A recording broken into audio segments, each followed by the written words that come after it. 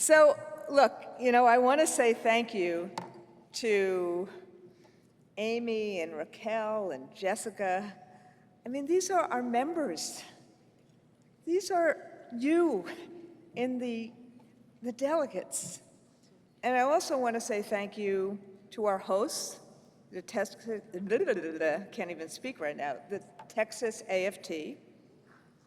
Yeah. The Houston Federation of Teachers. You saw some of those amazing Houston public servants and Texas public servants, including Zeph Capo, who are not going to quit. And if they're not going to quit, we're not going to quit. I understand that Anise Parker, the former mayor of the city of Houston, is with us today. Thank you, Anise. I also want to thank, and look, you saw a couple of them already. I mean, really, Dolores Horta here, amazing. But I want to thank our speakers. Sean Fain will be here later in the week. President Biden was supposed to come on Thursday. He may still come. We may have a surprise guest by video or otherwise. We don't know. But I want to thank our speakers, our students, like those amazing San Antonio dancers, the union staff who has done, look, how many plagues can you fight in the same week? And I'm sorry of all the delays for all the folks who have been delayed, but they are trying their best to get everyone in. I also really want to thank the staff of the convention center and of our hotels for doing everything they can to make our lives who they are. I have two more thank yous. One is to all of you for being unionists, for understanding this movement and this moment. And the last person I want to thank is my wife. You notice she's doing double duty today. She is retiring in the next few days as the senior rabbi of the largest LGBTQ synagogue in the world. She started 32 years ago as the first openly gay, probably faith leader, certainly rabbi in the world. And I don't know where she is. Oh, there she is. This is giving back what she gave to me a few weeks ago. She, at one of the retirement honorings, tributes for her, she got up and said, it's really not easy to be the wife of a rabbi. And let me just say, it is really not easy to be the wife of a union leader, particularly me. Thank you, Sharon. I owe you big time. So, we've been talking about books a lot, but I'll get to that in a sec. As you can imagine, my speech changed a lot in the last few days. But I do want to first and foremost thank President Biden.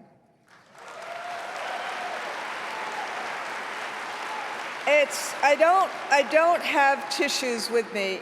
I should, unfortunately. He's been a great president.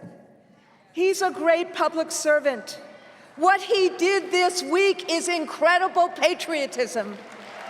And we owe him that debt of gratitude.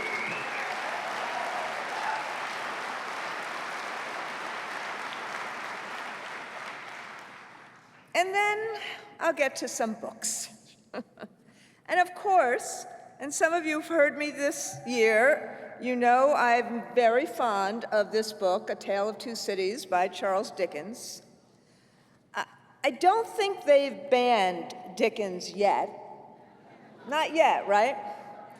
But there is a paragraph. The whole paragraph is amazing, but I'm just going to read a line from it.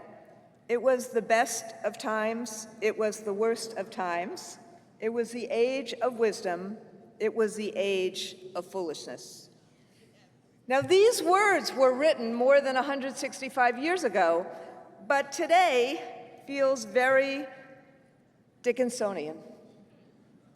Maybe I should say Dickensian.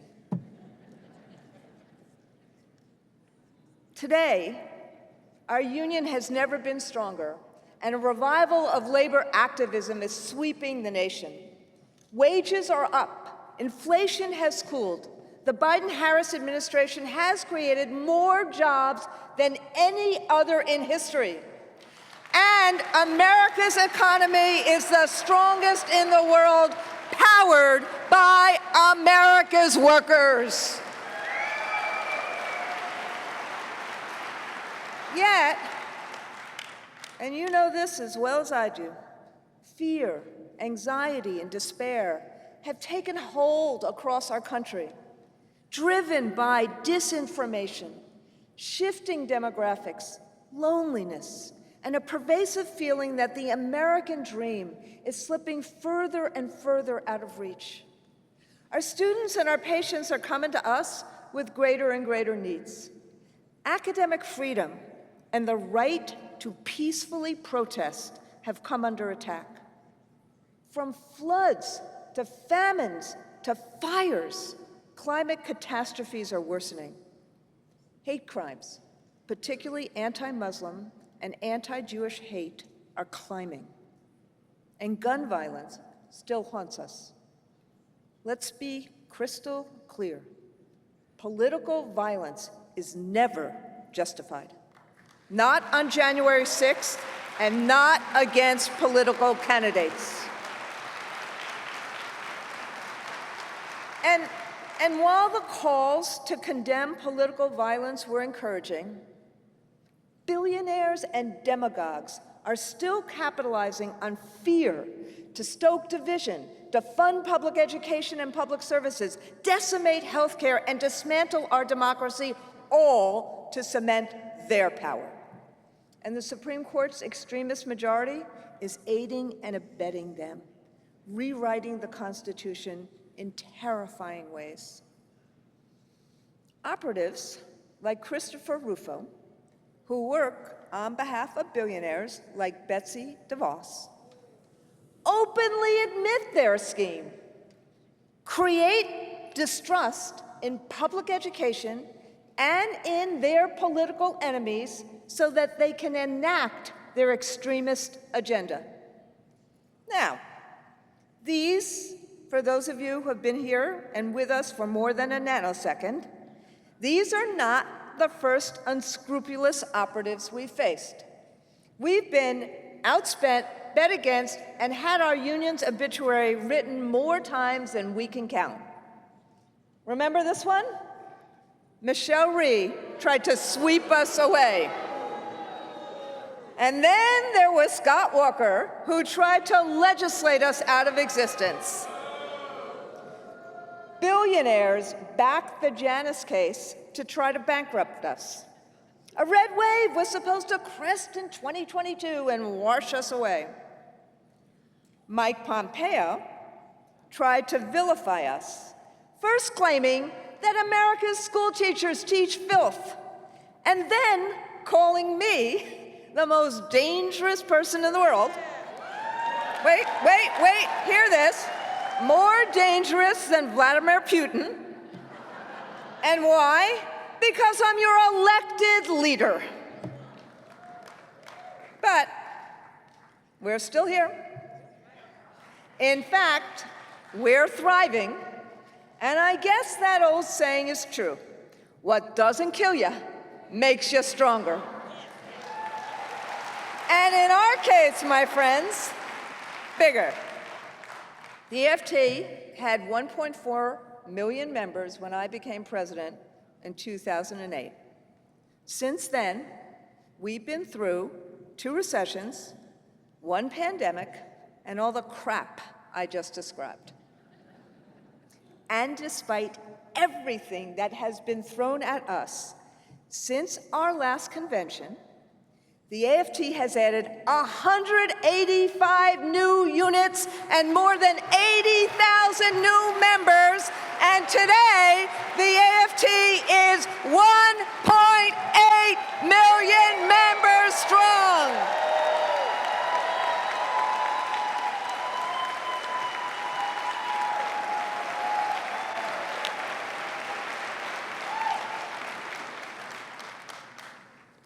So, who are the newest members of the AFT? 4 airport ground crew in Bangor, Maine, and 450 TAs at Brown University, 9 LPNs at Peace Health in Oregon, and 910 diagnostic imaging techs in Michigan, bus drivers in Farmington, Illinois, and faculty and staff at universities in Kansas and Hawaii. Healthcare workers at Planned Parenthood in Wisconsin, librarians in Ohio, doctors in Maryland, charter school educators in Massachusetts, and paraprofessionals in Minnesota. Yeah, 185 new units.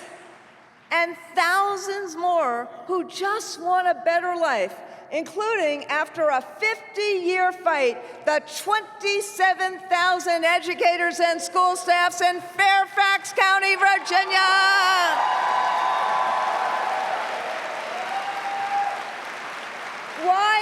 Why do they join the AFT? Because AFT believes in improving people's lives, because AFT believes in our communities and our country, and because AFT believes in you. You. The growth is essential. America's middle class has risen and fallen as union membership has risen and fallen. That's why we, indeed the entire AFL-CIO, are working to grow. Our unions help us win better wages and benefits. Our unions give us real voice at work. It's how the UFT, I know they're in the House, negotiated. I just didn't want you to think I forgot you. It's how the UFT negotiated groundbreaking paid parental leave and lower class sizes. It's how Cleveland got their new policy prohibiting students from using cell phones during the school day. UTLA won sustainable community schools, and the Chicago Teachers Union is negotiating for healthy, safe, green schools. And we started this last year, and we have these at the back of the room for all of you, because it is about the value of belonging. So much that we do and that you do to try and create a better life for all. Now, you're never on your own in our union, especially during life's hardest moments, like when we lost 2 members of our union family from Farmingdale, New York. Band director Gina Pelletier and retired teacher Beatrice Ferrari were chaperoning a band trip when their bus crashed, killing them and injuring several students. Chaperoning, coaching, advising clubs, our members perform so many unsung labors of love. Their memories are a blessing. And thank you, Cordelia Anthony, for being here, the president of our Farmingdale local.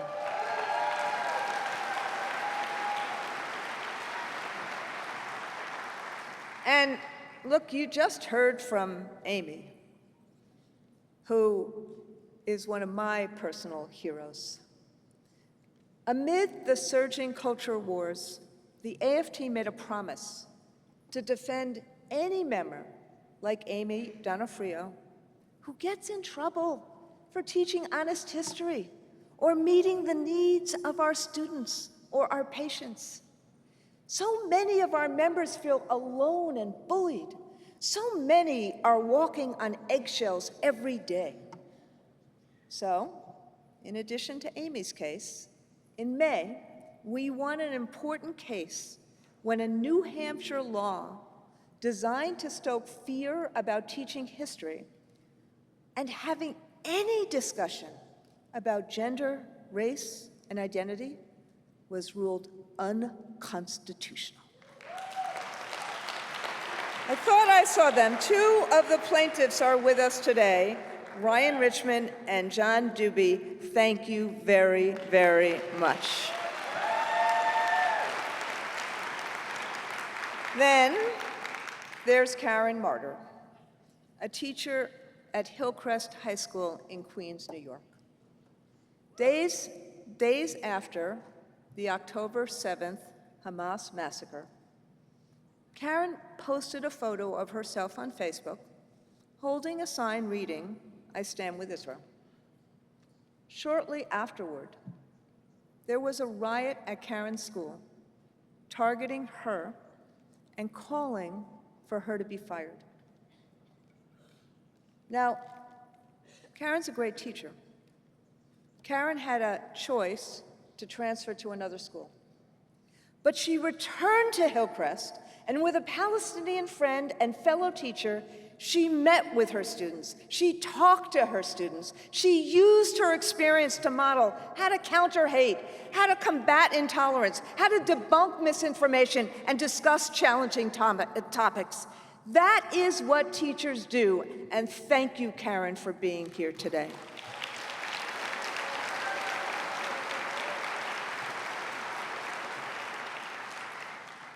There she is.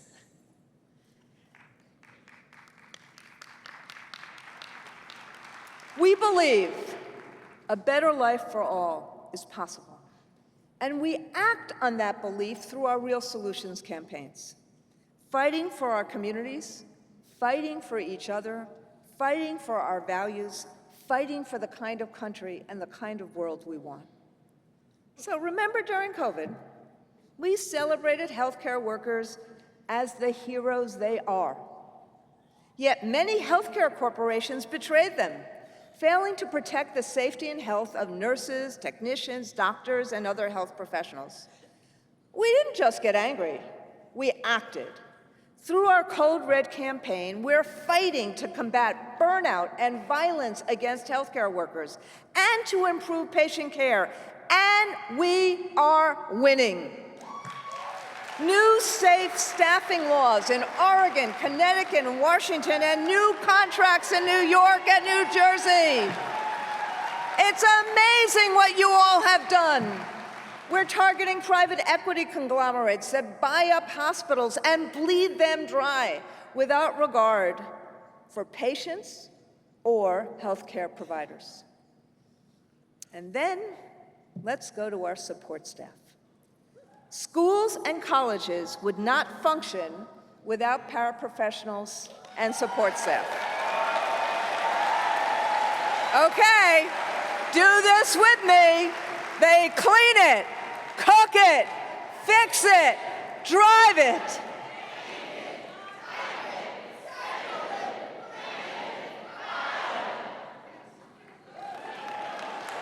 But too often, they are denied a living wage, affordable health care, safe working conditions, paid family leave, or meaningful professional development. Yeah is right. And while some locals have made progress through bargaining, we need to nationalize this fight. So, we're calling for a Bill of Rights for support staff in schools and colleges, and we're working with members of Congress to pass it.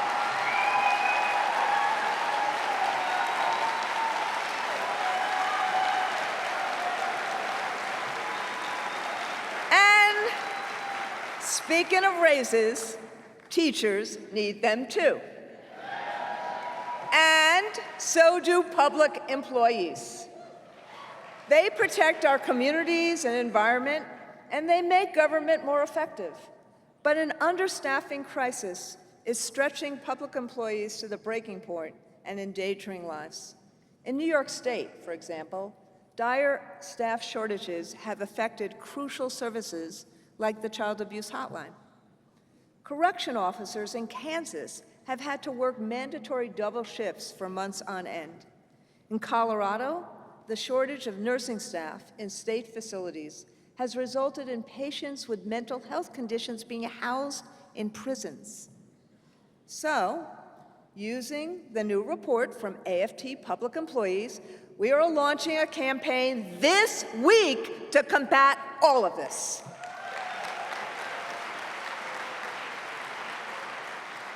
As you can see, we've been a little busy.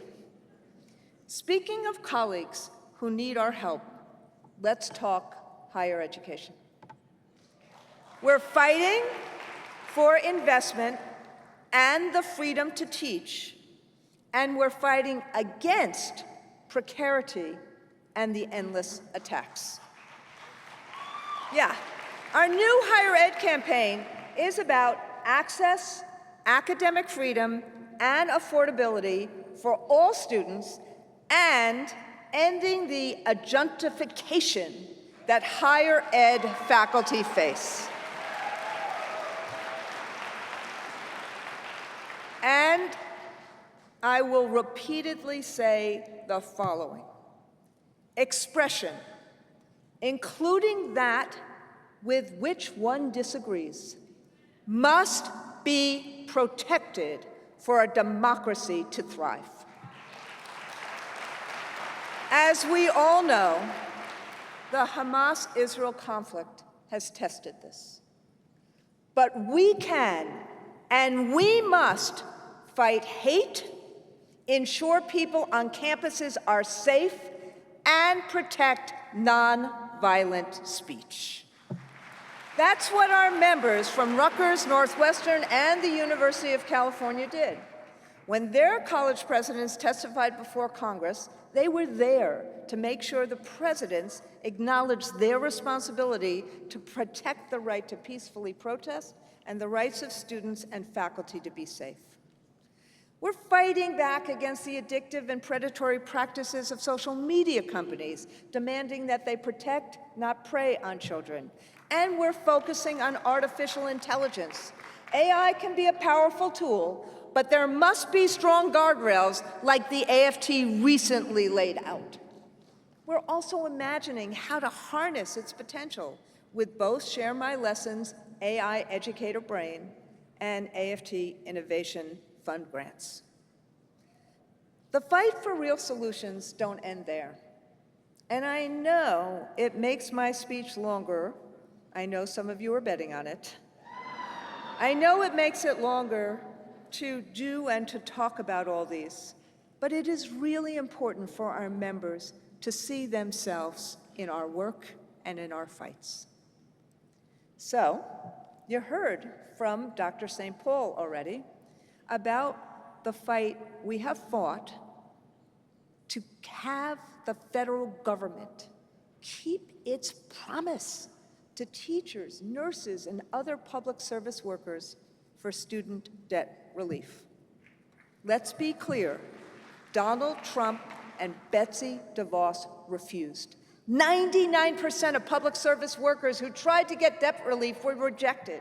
It's why the AFT sued DeVos and the student loan giant Navient for conspiring against borrowers. Joe Biden and Kamala Harris have kept that promise. In 3 years, close to 1 million public service workers have had $69 billion in loans forgiven. And in terms of our members have saved an average of $60,000 a member. I hear from AFT members all the time, many of whom have participated in the AFT debt clinics, and many of you who want to create them, we want to help you. But I've heard from people, they can now buy a home, start a family, send their own kids to college, and retire with dignity. But the student loan system remains dangerously vulnerable to the whims of predatory student loan companies, first Navient, and now Mohila, the latest company to line its pockets while refusing borrowers the relief they're owed.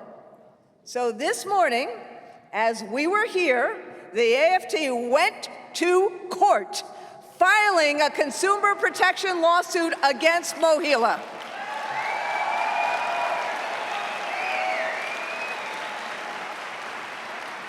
We won't stop until every borrower gets the forgiveness they deserve.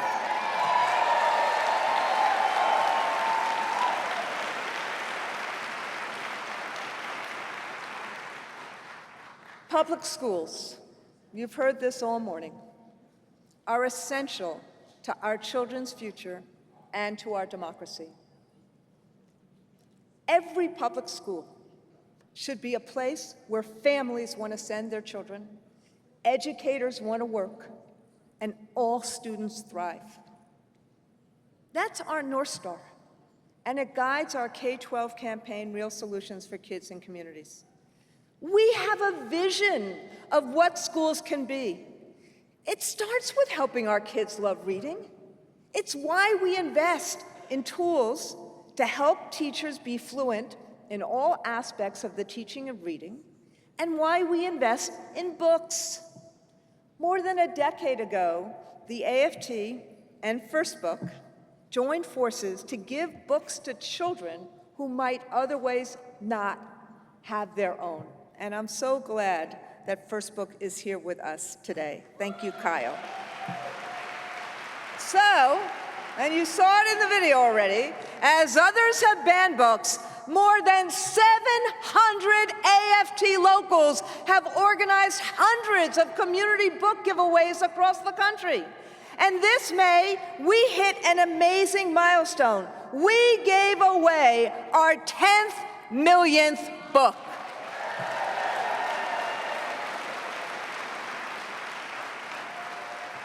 Experiential learning should be standard in our schools. Hands-on learning, debates, robotics, science fairs, service learning, student-led projects, and career and technical education. And as the Biden-Harris administration has remade the economy, the AFT and our affiliates have created transformative pathways to secure those new good jobs, many times right out of high school, including in healthcare and advanced manufacturing.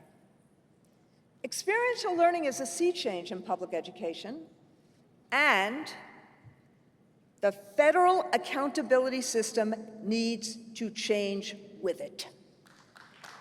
No single test can measure what kids need to learn and be able to do to succeed in life. Projects, portfolios, presentations tell us so much more, and they resonate with students. So it is well past time to end high-stakes testing as the basis of federal education law.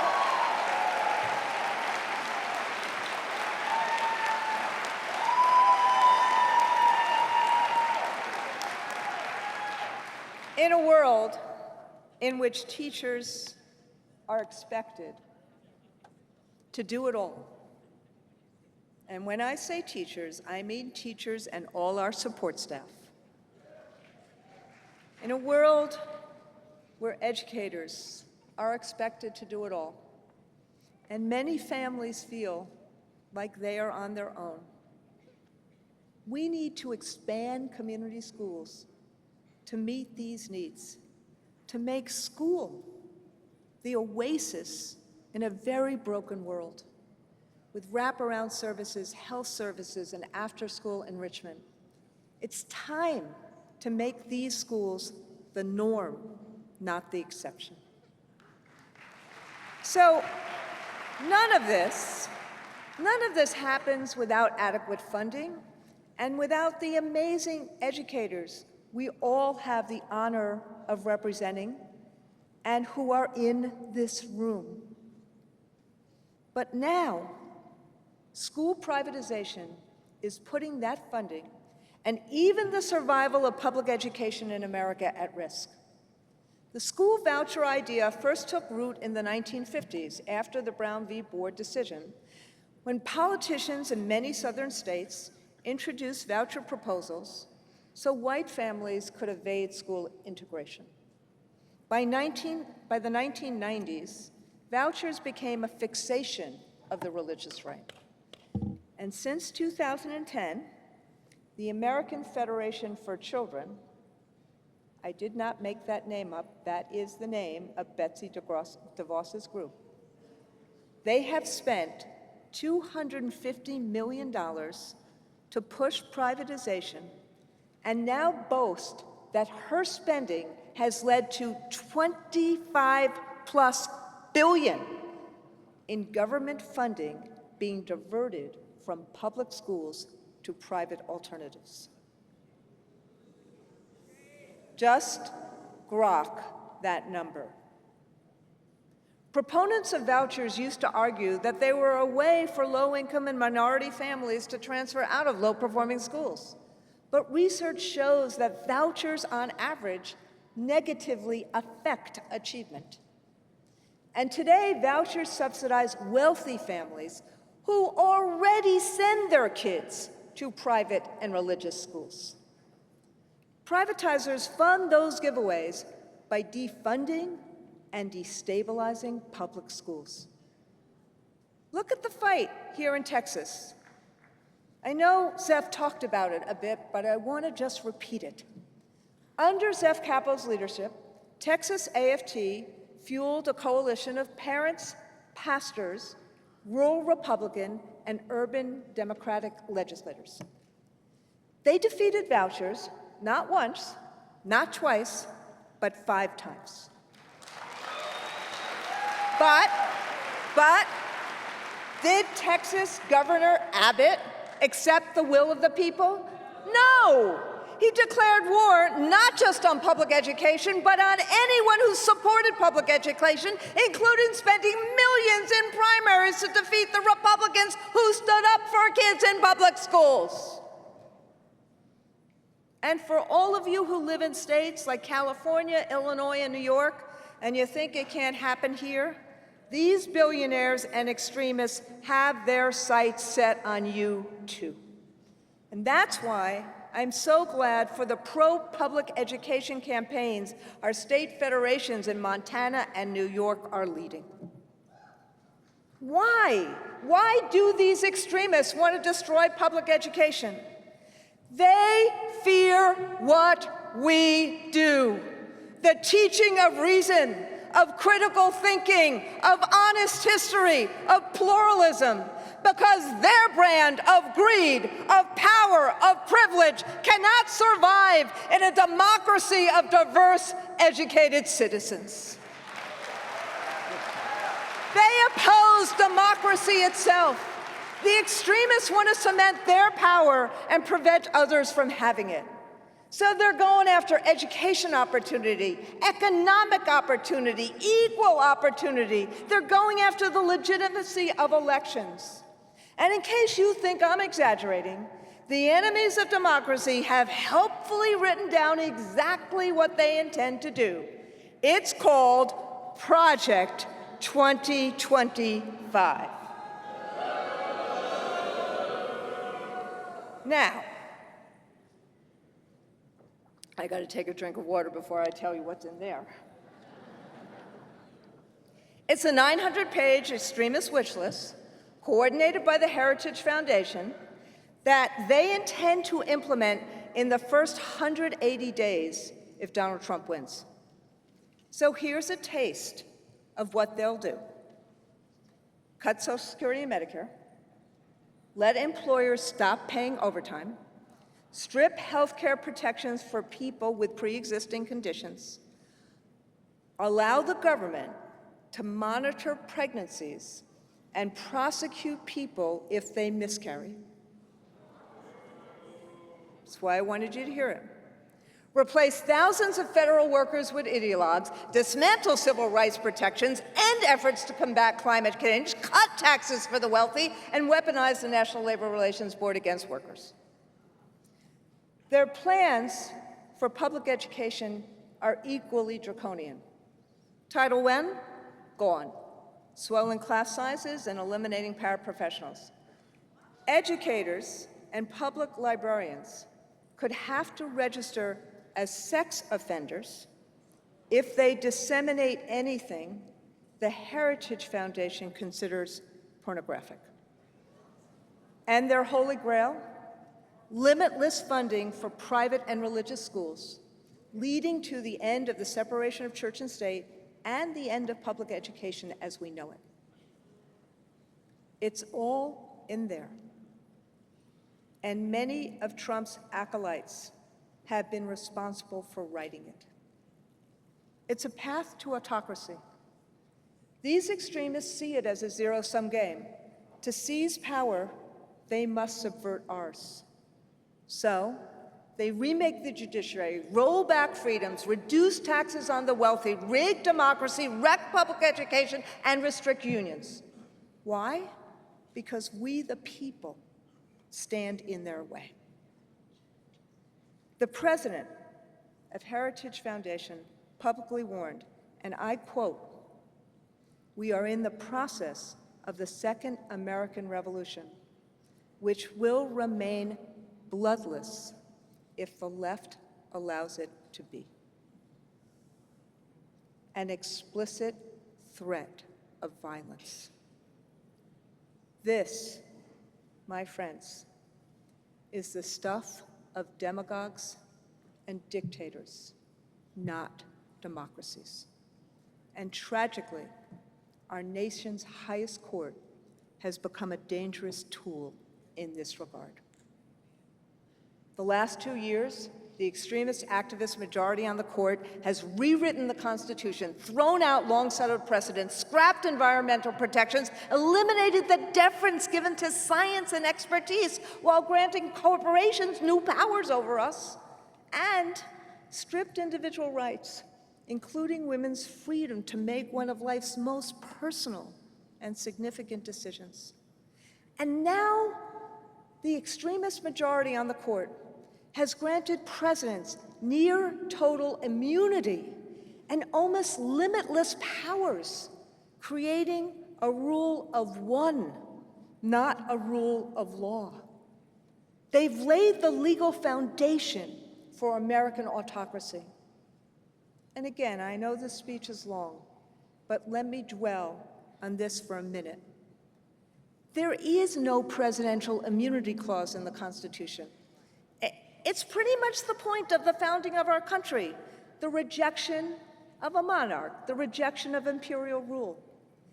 Yet the extremist majority on the court fabricated out of whole cloth a power of kings expressly not granted by the founders. This is the moment we are in, and the moment when our nation must make a decision of enormous, lasting consequence. Who will hold the office of president, the office that the Supreme Court now says is above the law? So, to restate the obvious, we're in unprecedented times. Joe Biden has been incredibly effective at moving the country forward, and he's been a great president. But he's passing the baton, and we have to respect his decision. And because of the changed circumstance, the AFT Executive Council met last night, and we, subject to your vote, your ratification, we endorse Kamala Harris for President of the United States.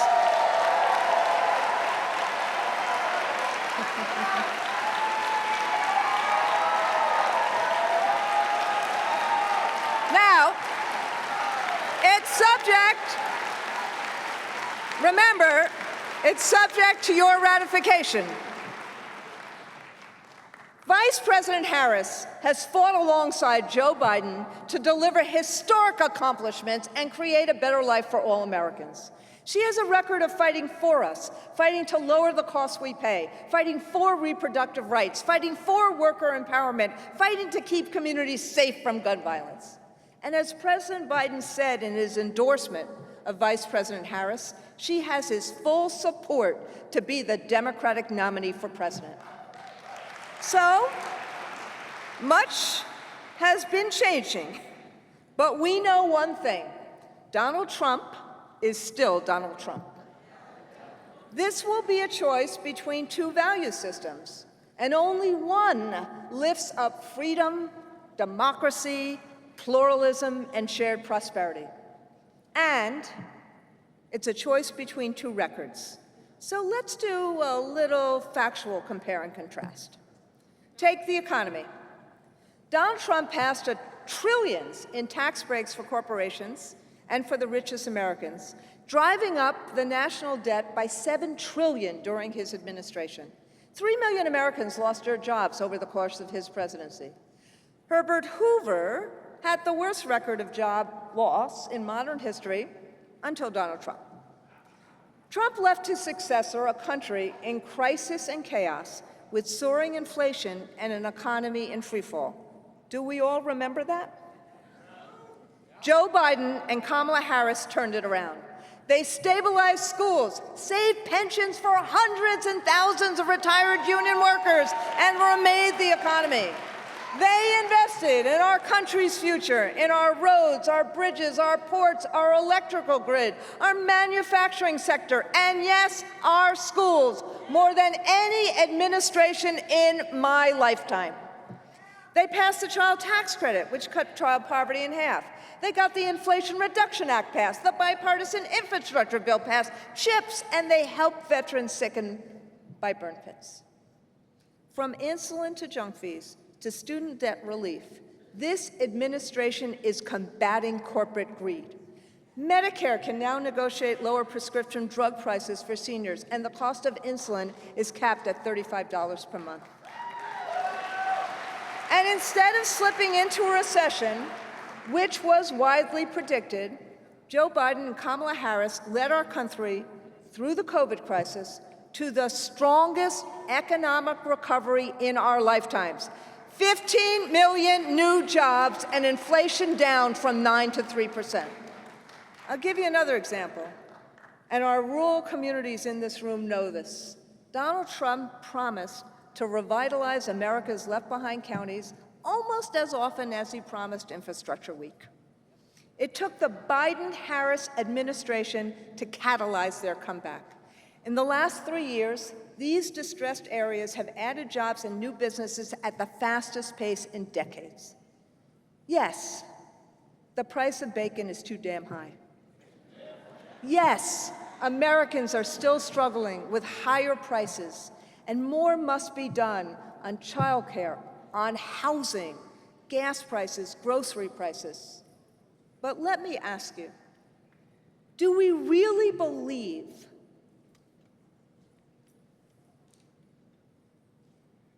what Donald Trump would do?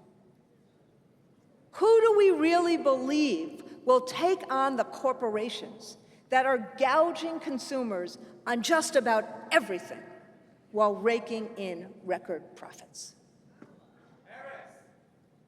Say it again. Our planet is boiling, but Donald Trump offered oil company execs a deal. He'd scrap climate laws if they donated $1 billion to his campaign. The Biden-Harris administration has taken more action to combat climate change than any in history. Donald Trump takes credit for overturning the constitutional right to make reproductive decisions. Kamala Harris has led the fight to reinstate Roe v. Wade. Donald Trump bragged to members of the NRA that he did nothing to curb guns during his presidency. The Biden-Harris administration advanced the most significant gun safety legislation in decades. And on education, Donald Trump's education agenda is Betsy DeVos 2.0, stripping civil rights, diverting funding from public schools to vouchers, and essentially ending public education as we know it.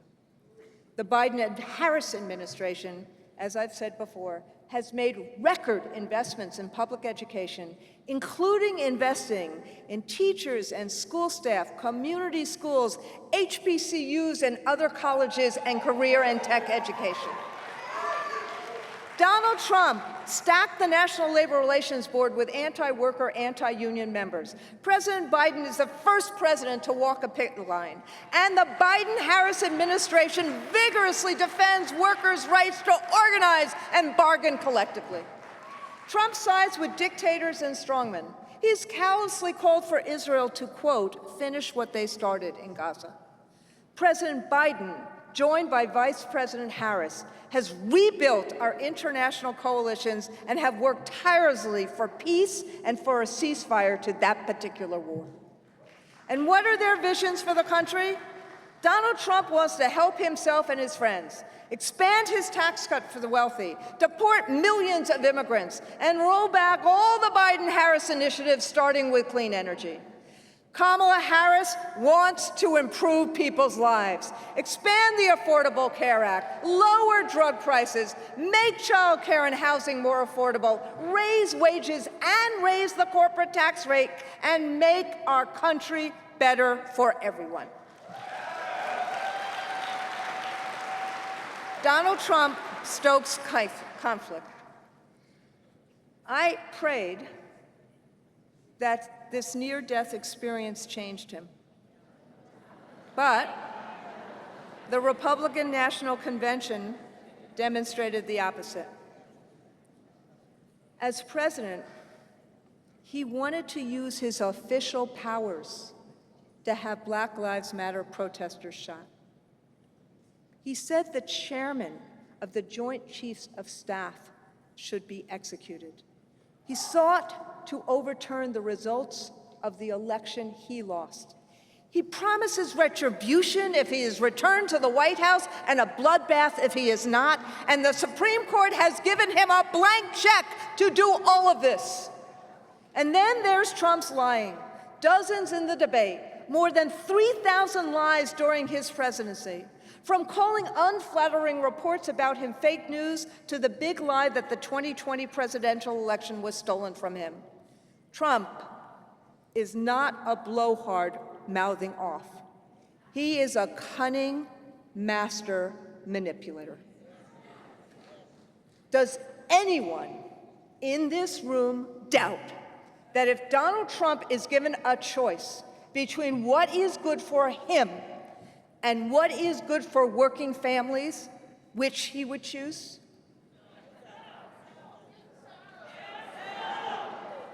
Or that he would use the nearly unlimited powers the Supreme Court has granted him in dangerous ways?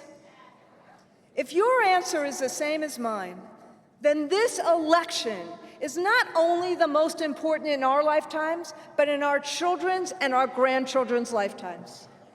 It's going to be tough. The presidential election, the Senate election, the House election, every day matters. And yes, we must vote, but we must do more.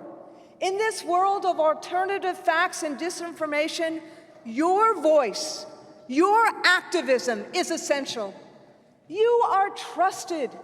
You are beloved because you make a difference in the lives of others.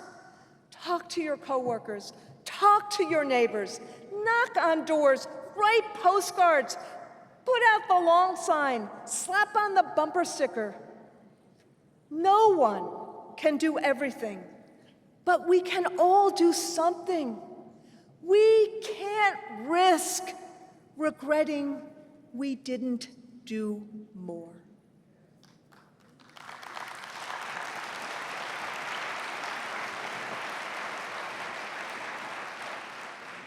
There's a new musical on Broadway called Suffs.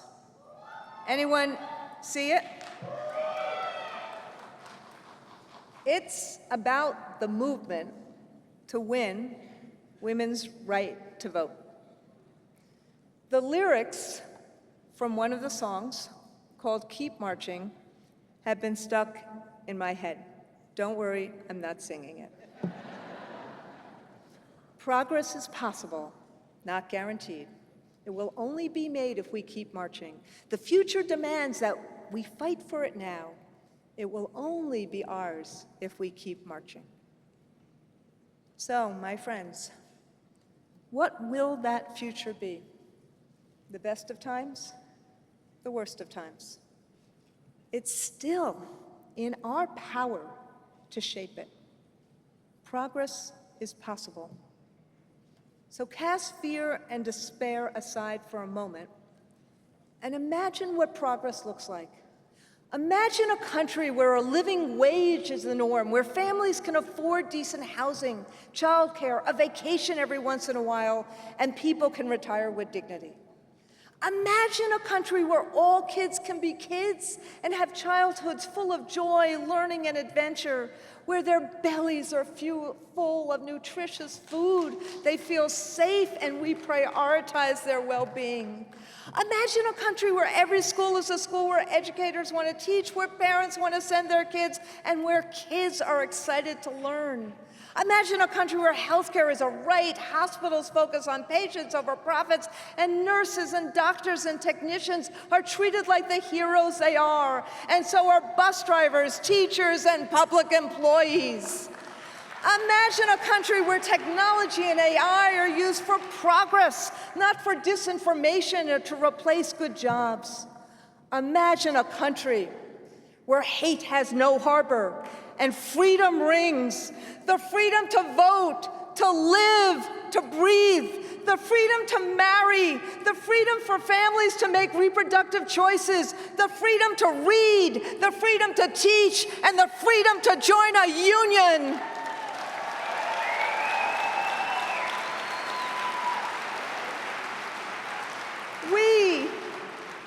We are at a historic juncture. Our nation has made great progress because we organized and fought and marched and voted. The November elections will determine which path we take as a nation. Progress is indeed possible, but so is the eradication of the rights and freedoms we hold dear. Historians like Timothy Snyder and Heather Cox Richardson, who study threats to democracy and how fascists come to power, conclude that it is seldom a dramatic event or attack that lets fascism in the door. The violence comes later, after they are voted in. Voting is still our best defense against tyranny and fascism, and it's our best offense to create the better future we dream of and march for. Progress is possible, but not guaranteed. When the history books are written about this moment, let them record that we the people, united, mobilized, and voted down this existential threat to democracy and freedom, that we continued the march for progress, that we laid the foundation for a better future, and that we sought to create a more perfect union. Progress is possible. Keep marching. Keep marching. Keep marching, 'cause your ancestors are all the proof you need that progress is possible, not guaranteed. It will only be made if we keep marching on, keep marching on, keep marching on, keep marching on. Yes, the world can be changed. We've done it before, so keep marching, keep marching, keep marching. We're always behind you, so bang down the door and keep marching, keep marching, keep marching. And let history sound the alarm of how the future demands that we fight for it now. It will only be ours if we Would keep all marching. officers please join us on stage? All officers, please come join us on stage. Thank you.